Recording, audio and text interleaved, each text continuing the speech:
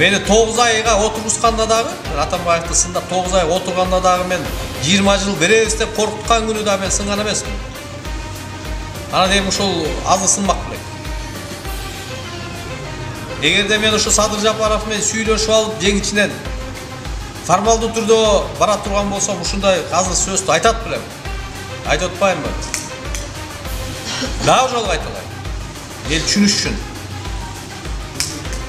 Уядан эмнени көрсөң учканда ошону кыласың дейт. Булар Бакиевдин буйруктары, Бакиевдин учурунда саясатка келишкен, ошону тарбия көрүшкөн. Учса дагы ошо Бакиевдин кылганын кылат.